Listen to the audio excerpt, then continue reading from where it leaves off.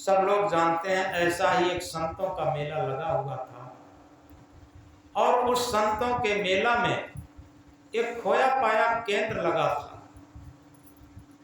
जैसे खोया पाया केंद्र एक पुलिस वाले भी लगाते हैं, जहाँ मेला में थाना कोतवाली रहती है, वहां पर खोया पाया केंद्र एक जरूर होता।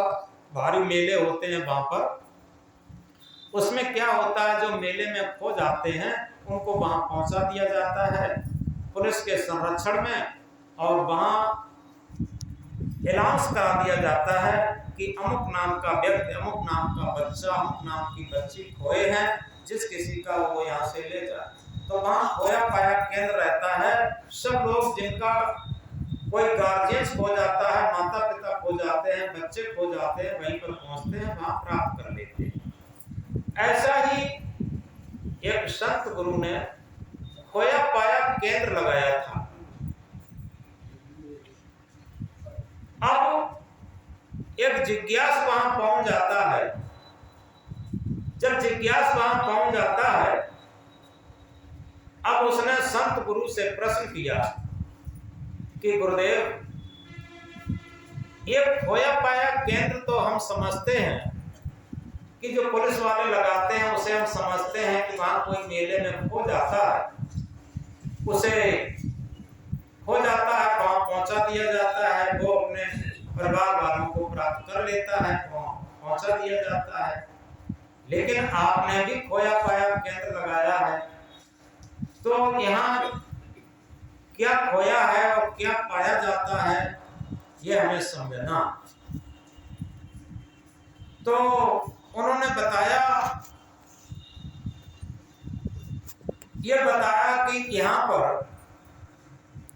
संसार का जितना जाना हुआ है वो सब भुलाया जाता, और जो जिसे हम खोए हुए रहते, खोए क्या है, जो हमारा सच्चा जीवन है, शाश्वत जीवन है, जो आत्मिक जीवन है, जो सत्य आत्मा है, जिस आत्मा से ये जीवन चलता है, उस आत्मा को हम खोए रहते, भूले रहते। तो दो में से एक ही बात है, जब तक हम असत्य की स्मृति में रहेंगे, असत्य को स्मरण करते रहेंगे, तब तक सत्य हमारा विस्मरण में रहेगा।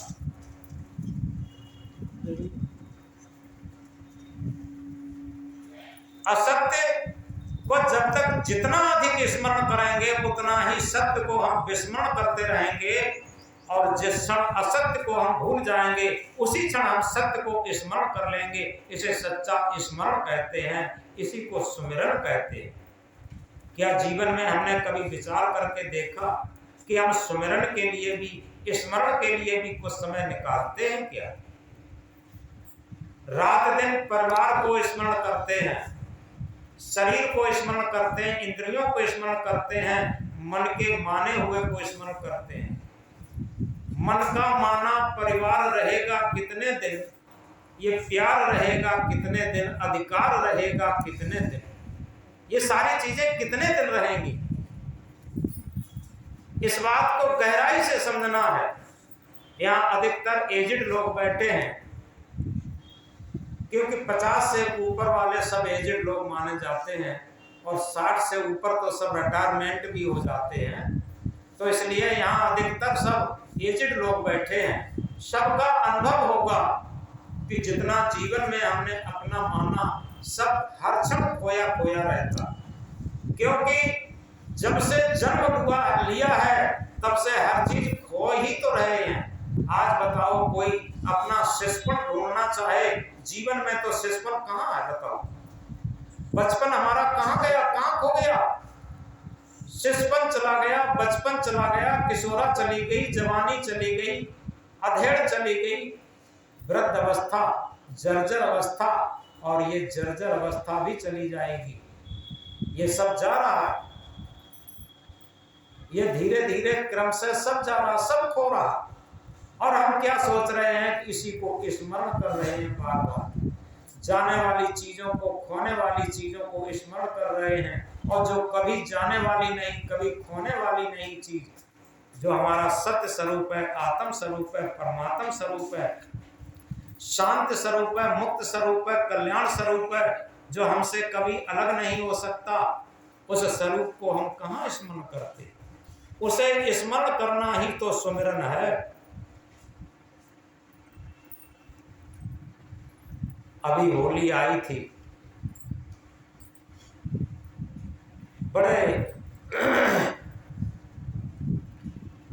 बड़े अच्छे ढंग से लोगों ने होली मनाई, रंग रोशन से तमाम रंगे पुते, और बड़े खुश दिखाई देते थे। अगर रोड की तरफ देखो तो ये लगता था कैसा पागलपन जैसा आ गया है। लोग मोटरसाइकिलें, नई उम्र के लोग जितना एक्सीलेटर खींच सके उतना खींच के बड़ी तेजी से 3-3, 4-4 सवार होकर के, नशा में उन्मत्त होकर के और रंग से रंगे हुए जा रहे हैं। तो इस तरीके से ये सारे दृश्य हमें क्या याद दिलाते? आदमी अपने वास्तविक जीवन को, वास्तविक सुख को, वास्तविक शांति को कैसे खोया हुआ है, कहाँ स्मरण करता? उसे तो भुलाए हुए है। जो नकली जीवन है, जो नकली सुख है, उस नकली सुख और नकली जीवन पर ही अपने जीवन की जो अमूल्य श्वासें हैं उन्हें बर्बाद किए रहता हमेशा। तो इस प्रकार इसीलिए सदगुरु दूसरे महामंत्र में जगाते हुए कहते हैं, सुख के माथे सिर पड़ी। बड़ी मार्मिक बात कहते हैं। हम जिस सुख के लिए लालायित रहते, जिस सुख के लिए सारे पापों को बटोरते, अपने सारे संस्कारों को खराब करते, सदगुरु कहते हैं सुख के माथे सिर पड़े। आज से अगर हम कमर कस लें और ये अपने अंदर ठान लें अच्छी तरीके से, सुख हमें नहीं चाहिए। एक बात बताएं बहुत गहराई से, मन में चाहिए चाहिए का राग जितना अधिक अंबार लग जाता है, चाहिए चाहिए का राग, उतना ही हमारे जीवन में दुख का अंबार लग जाता अपने आप। और जिस दिन से नहीं चाहिए नहीं चाहिए नहीं चाहिए की निष्कामता आती जाती है, उसी दिन से हमारे जीवन का हर श्वास, जीवन का हर क्षण अमृतमय हो जाता है। कि मृत क्या है? मृत वही है जो नश्वर है, जो क्षण क्षण छूट रहा है, वो सब मृत है। जिसको हम सुख कहते हैं ये मृत है, और जो शांत स्वरूप है, जो शाश्वत स्वरूप है, वो अमृत है। उस अमृत को हम नहीं जानते, केवल मृत को ही जानते हैं और मृत को ही सुख रूप मानते हैं। और इसीलिए सदगुरु कहते हैं सुख के माथे सिर पड़े। इसे अगर दूसरे शब्द में समझना चाहें, झूठे सुख को सुख कहे, मानत है मन मोह, जगत चवेना काल का कुछ मुख में कुछ। पूरे जीवन झूठे सुख को ही तो सुख मानते रहे। अगर सच्चा सुख होता तो बुढ़ापे में कोई ऐंठ के बैठा होता, हमने पूरे जीवन में इतना सारा सुख की ढेरी इकट्ठी कर ली है। बताओ कोई भी बुढ़ापे में ये कहता हो कि हमने सारा इतना सुख इकट्ठा कर लिया, बाद में तो केवल हाथ मलमल के पछताता हुआ, टटर आंसू गिराता हुआ सोचता है कि हाय हमने झूठे सुख में ही अपने जीवन के अमूल्य श्वासें, अमूल्य क्षण व्यतीत कर दी। यही तो कहते हैं। और इसीलिए सदगुरु जगाते हैं, झूठे सुख को सुख कहे, मानत है मन मोह, जगत चले ना काल का कुछ मुख में कुछ भोग। ये संसार मानो काल का चबेना है। जैसे हम लोग चबेना जब चलते हैं तो कुछ मुख में डाल लेते हैं, कुछ गोद में रहता। इसी काल का ये पूरा संसार चबेना मात्र है। उसने कुछ को मुख में डाल लिया है, कुछ को डालने की तैयारी है।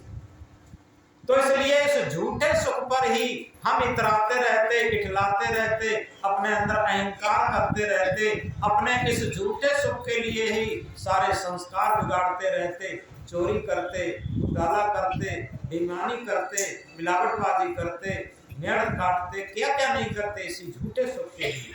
और ये झूठे सुख के पीछे सारे जीवन के संस्कार बिगाड़ लेते और दुखों के सागर में, दुखों के नरक में गोता लगाना पड़ता। तो इसलिए सदगुरु जगा करके कहते हैं, झूठे सुख को सुख कहे मानत है मन मोद, जगत चबेना काल का कुछ मुख में कुछ। इसीलिए सदगुरु इंकलाब करके कहते हैं, सुख के माथे सिर पड़े नाम हृदय से जा, बलिहारी व दुख की पल पल नाम रटा। अगर इस महामंत्र को हृदय पटल पर अंकित करें तो वास्तव में मेरी समझ में आएगा, तभी हम सुख में सुमिरन कर पाएंगे और दुख को हम तिलांजलि दे पाएंगे। दुख हमेशा हमेशा के लिए गायब हो जाएगा, क्योंकि दुख क्या है? मन की आसक्ति पूर्ति न होना ही तो दुख है। जहां जहां मन की आसक्ति बनाई है, उस मन की पूर्ति न होना ही तो दुख है, और क्या दुख है?